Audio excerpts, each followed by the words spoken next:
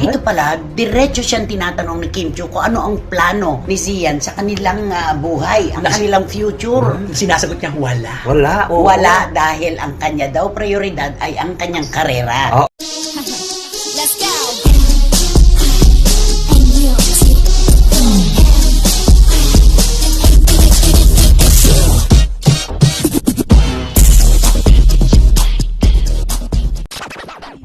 Sa totoo lang ang bawat pagkasira ng relasyon kasama ang kalahati ng ating puso na nalulungkot. Totoo.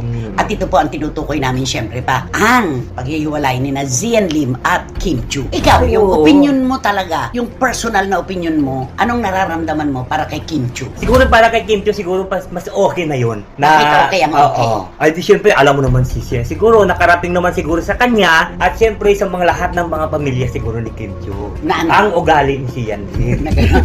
Di ba, sabi natin ngayon 2024, huwag kang maliligaw sa ating usapan. Okay. At yun naman po naman talaga ang pambansang opinion. Sasabihin kong pambansang opinion. Kasi pag nagbabasa ako ng mga messages, wala man lang kumakampi kay Zian. Ay, wala. Paano mo naman siya kakampihan? Sinayang mo ang ilang taong pakikipagrelasyon sa isang babae. 12 taon. 12 years, bili mo. At ito pala, diretso siyang tinatanong ni Kim Chiu kung ano ang plano ni Zian sa kanilang buhay, ang kanilang future. Sinasagot niya, wala. Wala. Oo. Wala dahil ang kanya daw prioridad ay ang kanyang karera. Oo. Isipin mo yun. Nasaan yung karir? Hanapin ko Anthony Castelo. Ay, di ba na ano? Yun ang nakakalungkot. Nag-aaral nga siya ng director kasi di ba magde-direct daw siya. Marami Yun nga pa yung siyang mga pangarap. ano, Wala namang gusto niya. masama doon.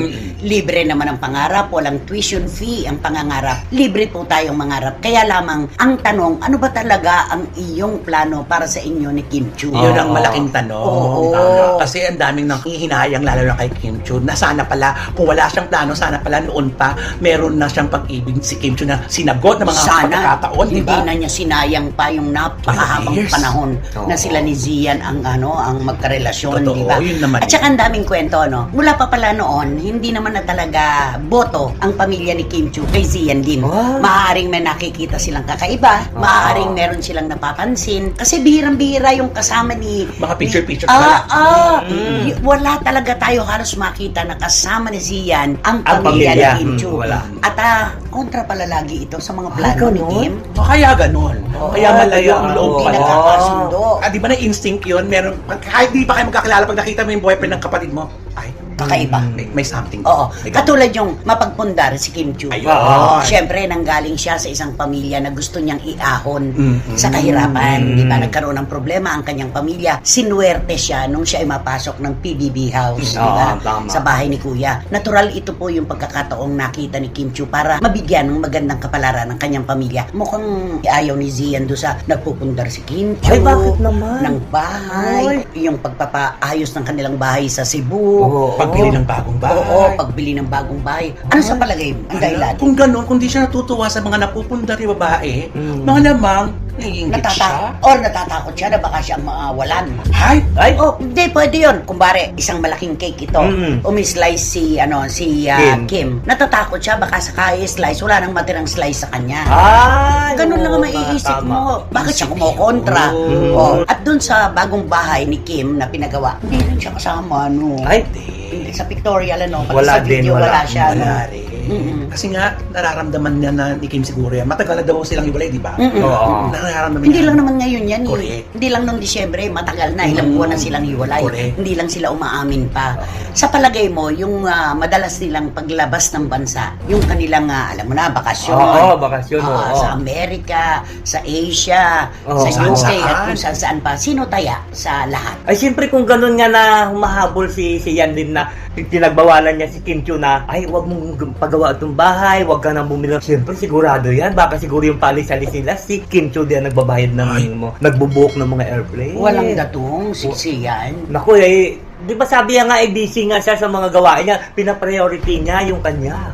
Puro pansarili. Oo. Ano ba yan? Talagang wala Dapat namang yung plano. pang dalawa sila. Correct. Diba? Correct. Naku, si Sia naman, para namang di naman alam namin yung kwento tungkol sa Bicol. Ayan. Ay, yun na. Ayoko na lang magpakahaba pa, pero alam ng mga kasamahan nating manunulat yung Oo. naganap sa Bicol. Ayaw mo na lang mag-talk. Ayaw mo. Gusto kong mag-talk. Gusto ko talagang mag-talk. Oo. Kaya lang, pipiliin natin yung panahon.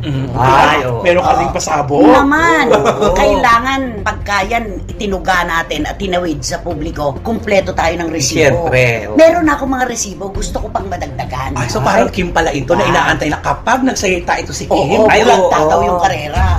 Diba? Ano ba yan? Pero bakit ganon? Ito yung hiwalayan kasi sa Katiel, kahit paano may kumakampi din kay Daniel. Oo, Diba? meron. Sa ibang hiwalayan, ganon din. Mm-mm. Pero bakit kay Zenly mo lang kumakampi sa kanya? Parang wala nga. No? Kasi nga, ito nga si Sian, kasi malayo ang puso sa Saka, ano, Oo, mga sa manula. bituka Correct, ng malayo publiko. talaga At siya. saka makasarili. Ayan. That's the right term, makasarili. Ay, oo. Puro kanya, hindi para sa kanila ni Kim. Oo, yun ang Napakabait pa naman bata nito si Oo Kim. naman. Sayang. Kaya ang dasal ng lahat, nakakatuwa. Pag nababasa ko yung mga komento, natutuwa ako doon sa, Kim, ipahinga mo lang ang puso mo sa isang taong tulad mo na wagas kong magmahal at magandang puso, makakatagpo ka rin ng para sa iyo na mamahalin ka ng lubos. Ay, Ayan, naman ang wish oo. talaga. Diba? Oo. Ikaw, anong wish mo para kay Kim Chu? Parang ang wish ko kay Kim Chiu, parang siguro maganda na yun na mawala ka ng problema, wala na si ano. Ituloy-tuloy mo lang yan yung mga trabaho, ituloy mo yung mga project. Oo. Diba? At Patulong lagi sa naman natin pamilya. sinasabi, ang maling tao ang nagtuturo sa atin ng tamang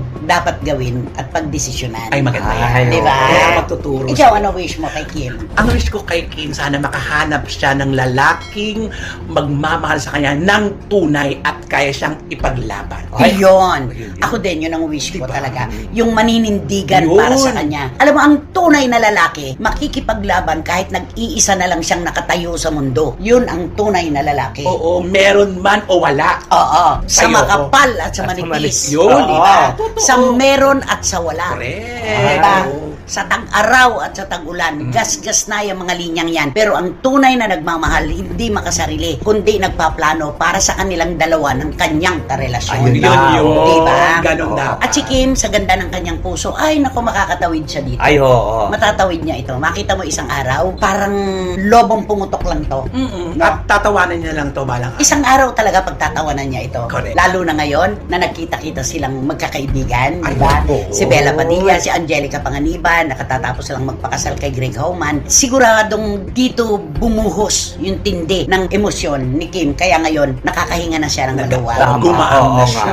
At saka sa ganitong hiwalayan, napansin ko lang, pananaw ko lang, personal ko lang na opinion. Pag ganitong nagkakahiwalay, makikita mo talaga kung sino yung kinakampihan ng publiko. Ay, oo naman. Napakaswerte mo, Kim Chu. Mahal ka ng publiko. Ayun, ang No? pinakamaganda. Doon ka Napakaganda. bumawi. At yun na nga mga kachika, kung nagustuhan mo ang hot topic natin for today's video, ay ano pang inaantay mo? Mag-like ka na at i-share mo na din para mas marami pang magkakaalam sa hot topic na ito. Maraming salamat! Let's go.